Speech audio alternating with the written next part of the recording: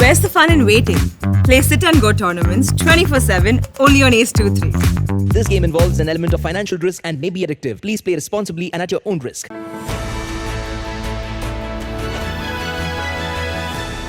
Suicide और आत्महत्या एक ऐसा कदम है जो कोई भी इंसान डिप्रेशन के जब सीवियर लेवल में होता है तब इस तरीके का कदम उठाता है, जहाँ पे उसे किसी भी तरीके की होप नहीं दिखाई देती, अपनी कोई वर्थ नहीं समझ में आती है और उसको हेल्पलेसनेस फील होती है।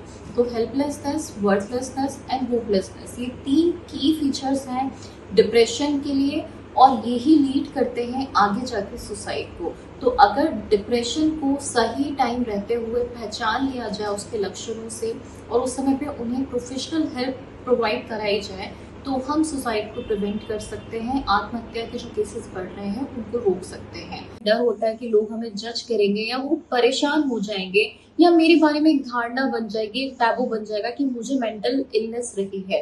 तो आपके लिए सबसे बेस्ट एडवाइस है कि आप किसी भी प्रोफेशनल क्लिनिकल साइकोलॉजिस्ट जो कि रिहैबिलिटेशन काउंसिल ऑफ इंडिया से रजिस्टर्ड हैं, जिन्होंने एमफिल इन क्लिनिकल साइकोलॉजी किया हुआ है, उनके पास में एक रजिस्ट्रेशन नंबर होगा। आप उनके पास जाइए, उनसे बात कीजिए, वो आपके साथ काउंसलिंग और थेरेपी दोनों स्टार्ट करेंगे। थेरेपी जो आपके व्यवहार में, आपके कॉग्निशन में एक चेंजेस लेके आता है जो कि फॉल्टी हो जाता है। जैसे अगर आप बहुत ज्यादा होपलेसनेस फील कर रहे हैं तो वो आपको गाइड करेंगे, आप ही के अंदर छुपी हुई उन आशा की किरणों को दिखाने की कोशिश करेंगे कि कहाँ वो होप अभी भी है, कैसे आप दोबारा बाउंस बैक कर सकते हैं। अगर उन्हें लगता है क्लिनिकल साइकोलॉजिस्ट को कि हाँ केस थोड़ा सीवियर ज्यादा हो गया है, सेल्फ हार्म भी अगर हो रहा है, तो सिर्फ उन केसेस में आपको दवाइयों की जरूरत होगी और वो साइकेट्रिस्ट को आपको रेफर करेंगे। यूजुअली लोग साइकेट्रिस्ट के पास पहले जाते हैं और उसके बाद उनके मन में एक चीज बैठी रहती है कि हमें जिंदगी भर दवाइयाँ लेनी होंगी।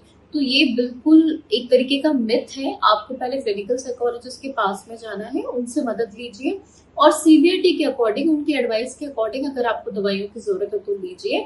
और अपने आप को डिप्रेशन और अगर आत्महत्या का ख्याल आपके मन में आ रहा है, आप पूरी तरीके से उससे बाहर निकाल सकते हैं। डिप्रेशन के बारे में जो सबसे ज़रूरी बात हम सबको समझनी ज़रूरी है वो ये है कि डिप्रेशन को हमें एक मेडिकल बीमारी की तरह समझना बहुत ज़रूरी है।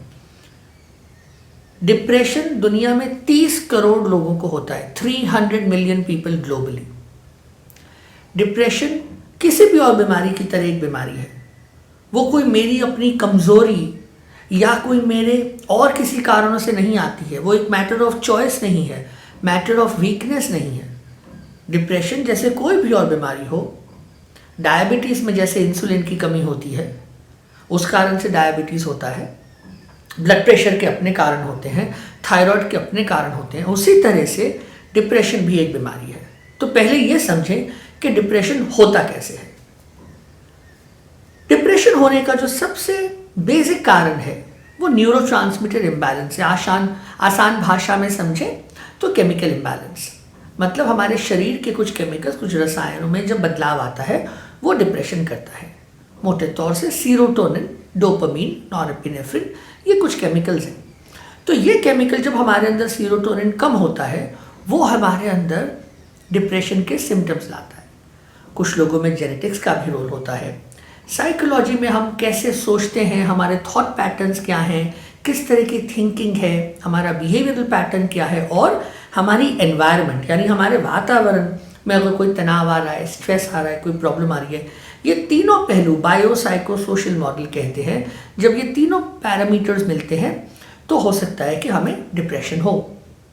अब अगर डिप्रेशन होता है तो हमें करना क्या चाहिए? हमें जाके एक एक्सपर्ट से बात करनी है। आप सबसे पहले अपने फैमिली फिजिशियन से मिलिए, वो आपको बता पाएंगे ये डिप्रेशन है या नहीं है। अगर उनको लगता है कुछ बेसिक काउंसलिंग करनी है वो करेंगे, दवा देनी है वो करेंगे।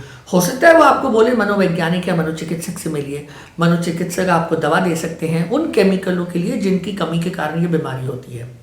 और जो मनोवैज्ञानिक हैं वो आपको थेरेपी, काउंसलिंग देंगे। आमतौर पर CBT का डिप्रेशन में बहुत एविडेंस है, कॉग्निटिव बिहेवियरल थेरेपी कहते हैं, जो हमारे सोच, हमारे बिहेवियर को मदद करती है हमारे अंदर बदलाव लाने के लिए।